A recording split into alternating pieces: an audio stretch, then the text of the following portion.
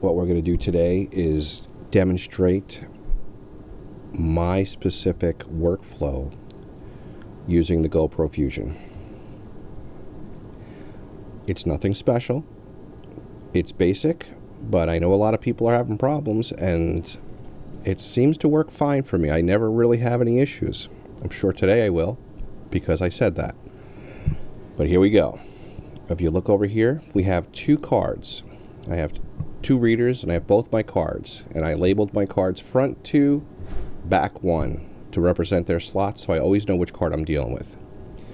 The first thing I always do is I make a folder. I make a new folder. Today's date is the 22nd, so it'll be 03/22/2018, and workflow. We'll call it the workflow video.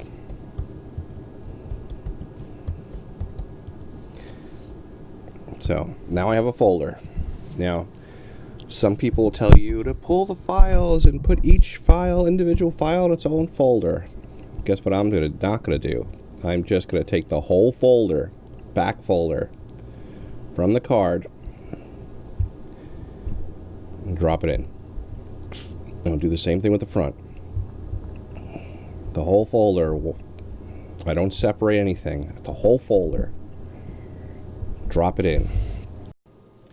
Now we open GoPro Fusion Studios and we add media, just like you would do if you had the camera. Well, no, you wouldn't do that with a camera. And we find our desktop folder, the main folder, the one with the little ones in it, and we select it. And it will start doing its thing, generating thumbnails, all that wonderful stuff. My old workflow, I would just render everything when I used my Gear 360. And sometimes, it took a long time. But you did it, and you rendered everything, and then you played and looked through it and decided what clips you're to use. The GoPro Fusion, the files are just so big, it's not sensible.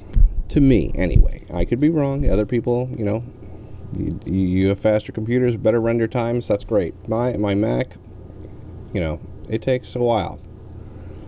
So I would pick a video, and I would scrub through it and see what part I wanted to use. Most of the time I only want to use like 15-20 seconds of each piece. A piece here, a piece there. Like here I am wobbling around. Okay, so that's what I want to use. Okay, so that's it. I'm going to say, and just say, that's it. I want the first 18 seconds. Or make it even 15 seconds, just whatever. Say I put some effort into it and looked for it. Now I have 15 seconds of video. Now, if I was going to render this into a tiny planet, then I would edit it H.264, because Insta360 Studios won't use ProRes or Cineform. So I'm not going to use this as a tiny planet. I'm just going to use a clip of it to change the view on one of my ride-along talking things that I do that nobody watches anyway. So I'll click ProRes, and I could start it rendering. Click. I'm not going to do it now, because we're going to all sit around here and wait for it. This 15-minute video will take 15 minutes. It's almost like a minute per second for me for clips around there. A little better, but not much. I know when I rendered it to H.2.64, it's much faster. But if you scrub through your videos and pick the clips you want before you get to the Final Cut Pro stage, it's a lot easier. I mean, much easier. Much easier. Much shorter, less waste. Trust me.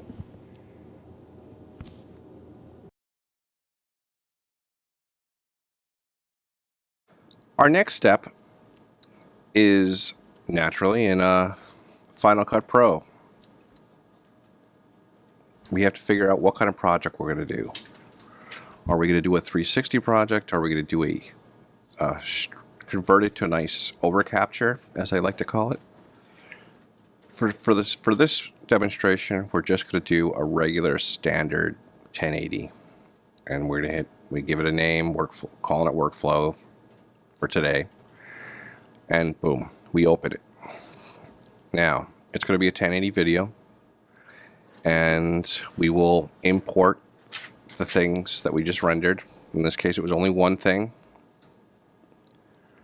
Import, it's just one clip. I have a lot of clips here already, so we don't need to go crazy. One's enough. Matter of fact, I'm not even sure if this is the one that I just imported. I'm just going to use one. Yes, this is the one. And we're going to slide it down, and now you'll see it's cropped. Now I could have scrubbed through it up here, and you'll see that there's a 360 viewer. You can use a 360 viewer and see what part of the video you're seeing. Okay, I never use it. So I will scrub through a video here, but most of the time I'm pretty much done. I've already done this in Fusion Studio, so my clips are ready for me. I drag them down. I don't use the silly 360 viewer. Don't like it. Don't care for it. I would rather just get to it. Now this is the way it was dropped in, and you'll notice it's not really pointing in any direction. That's helpful. Now I could set a keyframe here, but I would rather do it over here. That's me. I'm not a professional. One might even say I don't know what I'm doing. And the way my camera is positioned, that tilt is going to be pan, and pan is tilt because of the way. What is it? Oh, I'm clicking on the wrong thing. See, tilt. No, actually, tilt. This clip is fine. Pan and roll. I want to roll this so it's flat, and I'm doing it on the first frame. The first frame of the clip, I'm setting like a neutral position, and you'll see I highlighted all these yellow things. That's the starting the keyframe, my original keyframe. So now, if I do nothing else and I hit play, it's going to keep this perspective. And you'll see I'm twisting back and forth. I'm trying to show the view of the front of the bike. Like what it's low to the ground, it looks faster than it is. So this is what I wanted, and this is what this clip was going to be. But if I chose, I could say, let's throw another clip in. I'm going to leave that clip just like that. And the keyframing was kind of silly, actually, now that I think about it. Let's see what we got here. We got some road. Let's find something interesting. I did a lot of riding this weekend, and I set it up, and I went, oh, this is great. Oh, this will do. I'm going to bring this whole clip down. I'm going to select the whole clip. So I can always cut it down later.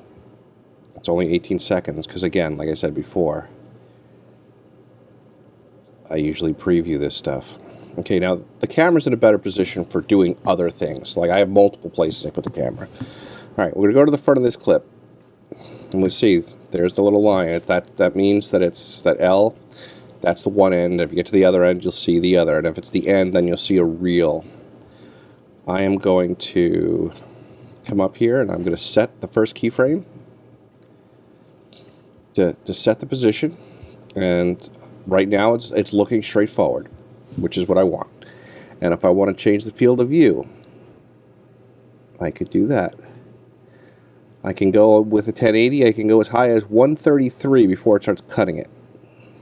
If I really wanted to pull back and see things. And now you'll see I could move it around, I could get more bike in it if I want. I could turn it towards me. Wherever I set the first frame, that's what we're going to be seeing. That's the angle, the camera angle that I'll have. Unless you change it, it'll stay on that angle. Alright, so this is me. Look how beautiful I am. But anyway, I'm just in love with myself, sorry. Alright, let's start this. And we're going to hit play. And we're going to see the water on the right here. So now this is the beauty of the 360 video, which now we've passed the water. I think we need another keyframe. So you just notice as soon as I started moving it with the cursor, the yellow checks, it started adding keyframes. Like it says, okay, we are panning. And this is where it's going to stop. So now the camera's going to be like that. And if I want to go back and look at the side, I can look at the side, hit play again, and it made more keyframes. And just for the heck of it, oh, it ended. Let's see what that clip looks like. Now, you saw me moving around, but it's going to do its own thing now that the keyframes are set. See the camera slowly panning, the water in the background pointing at me. And then it's going to start going back towards the side. Isn't that a lot nicer than a standard, straight, boring video? I mean, it's a little angle changing. Okay. And I mean, that's the basics to keyframes. And my workflow. After that, there's a lot of little, you know, normal kind of editing. Matter of fact, if you edit in 1080 like this, most of it's pretty normal. Once you decide to make a 1080 video, the only thing different editing 1080 videos is that you have this beautiful little blue orientation control, as opposed to just having transform, crop, and distort. And that's where you can move it around and set keyframes for orientation. Other than that, it's just a straightforward edit like you would do in Final Cut Pro of any other video. And the orientation keyframes are what let you pan around and look at things. Now, the only drawback here really is that you can't do tiny planets. It just doesn't do them well. As much as you would want to, there's no plug-in, so that's where I would use Insta360 Studio. If you want to see something about that, I can definitely show you. But there's a lot of videos out there. This was just kind of a fusion, make folders, import kind of video, but I naturally went a little further. So let's look at that again.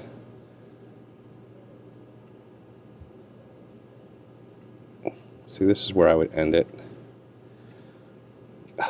Nuts.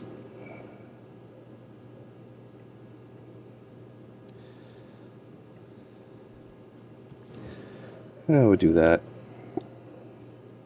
But I make a lot of little clips. People only watch so long. The important thing is that you just got to keep talking to be funny.